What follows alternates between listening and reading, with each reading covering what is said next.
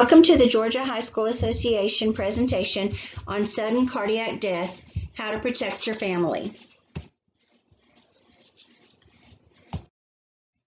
Why are we here? What is sudden cardiac death? What are some causes of sudden cardiac death? Some prevention strategies, recognition and actions to take if sudden cardiac death is suspected. Senate Bill 60, called Jeremy Nelson and Nick Blakely's Sudden Cardiac Arrest Prevention Act, was apprised March 2019. It states all Georgia schools, public and private, including charter schools, that have one or more grades 6 through 12 shall hold an informational meeting twice per year regarding the symptoms and warning signs of sudden cardiac arrest. At such informational meetings, an information sheet on sudden cardiac arrest symptoms and warning signs shall be provided to each student's parent or guardian. In addition to students, parents or guardians, coaches, and other school officials, such informational meetings may include physicians, pediatric cardiologists, and athletic trainers. Cardiac arrest is the leading cause of death in young athletes. It is rare, but when a young, previously healthy athlete dies suddenly on the playing field, communities can be devastated. Young athletes are perceived to be a healthy group of individuals. They aren't supposed to die. When this happens, it can stir up media attention, discussion, and sometimes finger-pointing among school personnel, coaches, administrators, parents, and physicians. We're going to be discussing some causes of sudden cardiac death in young athletes. The four main causes are structural abnormalities of the heart, electrical abnormalities of the heart, trauma to the chest or heart area, and infectious diseases. By various mechanisms, these abnormalities cause the heart to beat out of control, called ventricular fibrillation, or VFib. This leads to the inability of the heart to pump blood to the brain, lungs, and the heart itself, causing hypoxic injury, which is the lack of oxygen delivery, and ischemic injury, which is the lack of blood flow, and death. Some structural abnormalities that we're going to discuss include hypertrophic cardiomyopathy, or HCM. This is an inherited condition. It may run in families, so a history of sudden death in a family member before the age of 50 may be the only clue to the condition. The heart muscle walls are thickened, which disrupts the flow of blood from the heart and disrupts the heart's electrical system during exercise. This can lead to ventricular fibrillation, VFib, or cardiac arrest. A history of shortness of breath, chest pain, or syncope, which is dizziness, during exercise may be a clue. Physical exam is usually normal, but a skilled physician in cardiac auscultation may detect a murmur. Some other structural abnormalities include coronary artery abnormalities. The arteries that supply the heart muscle itself are connected abnormally and may get compressed during exercise and not provide adequate blood flow to the heart muscle. This results in VFib and cardiac arrest. Sudden death is usually the initial clue, but there may be a history of chest pain or syncope with exercise. Another structural abnormality is Marfan syndrome. This is an inherited condition, so family history may be a clue.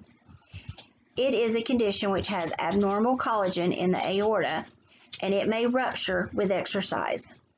Some characteristic traits include being tall, slender, having long arms, legs, fingers, abnormally shaped breastbone, high arched palate, extreme nearsightedness, a curved spine, and flat feet.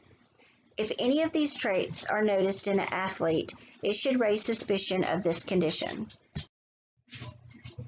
A very common electrical abnormality condition is called Wolff-Parkinson-White syndrome, or WPW. It is an extra electrical pathway in the heart which causes rapid heartbeat leading to VFib. They are usually born with the condition, and it can cause chest pain, syncope, and shortness of breath with exercise. Another common condition is long QT syndrome. This is an inherited rhythm disorder causing fast, chaotic heartbeats, often causing fainting. This can result in VFib. This may occur with immersion into cold water, such as swimming and diving. A history of drowning or near drowning in a family member may be the only clue.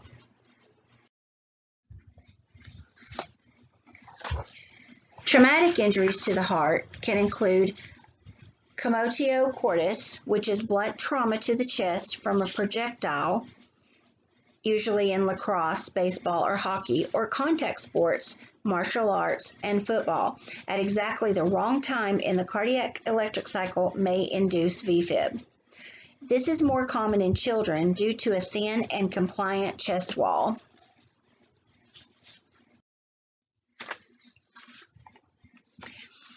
Infection can also be a leading cause of sudden cardiac death.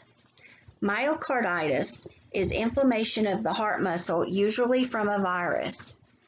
It causes an inflamed heart muscle, which can't tolerate the stress of strenuous exercise and causes it to go into VFib. Recent viral illness, such as cold or flu, fever, or recent exercise intolerance may be a clue. Athletes with fever or recent febrile illness should not exercise until they are afebrile, symptom-free, and have completed a gradual return to exercise program symptom-free. Let's discuss some prevention strategies. Primary prevention is to recognize the warning signs of sudden cardiac death if they occur. Recognize chest pain, shortness of breath, or syncope with exercise. Syncope in the middle of exercise versus at the end of a race, or fainting suddenly with loud noises such as an alarm clock, phone ringing, or doorbell warrants investigation. Chest pain or shortness of breath, often due to asthma or being, quote, out of shape, but these symptoms need to be investigated prior to returning to strenuous workouts. Remember Senate Bill 60.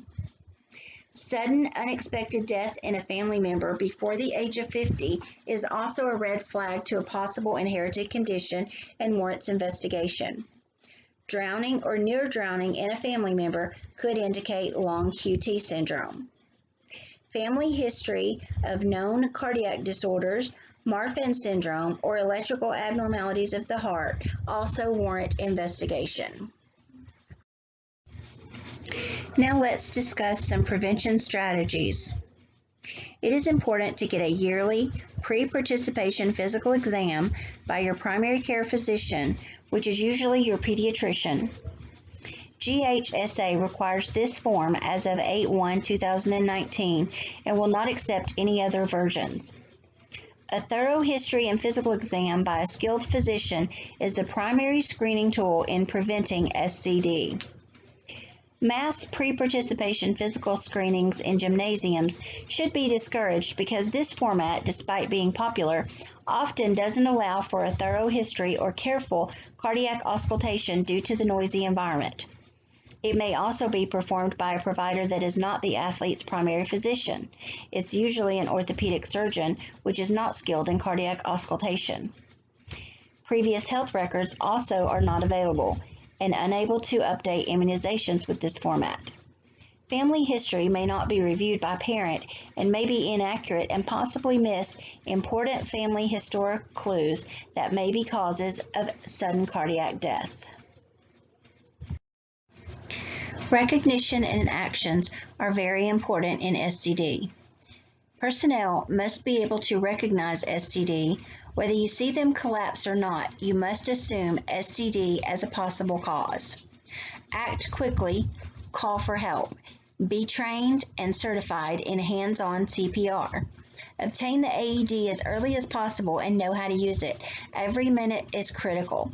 Have an emergency action plan and rehearse it. Designate personnel assignments for CPR, AED, crowd control, calling 911, unlocking the gate, and directing EMS. Equipment location and accessibility should be known by all personnel. It is also important to have a working phone. In summary, it is important to get a pre-participation physical done by a pediatrician 6 weeks before the season starts. This will allow for adequate follow-up should any symptoms be noted or develop. Know accurate family history and be familiar with warning signs and symptoms. Recognize warning signs and symptoms if they occur. Have all coaches and personnel CPR certified and AED trained. Know where the AED is.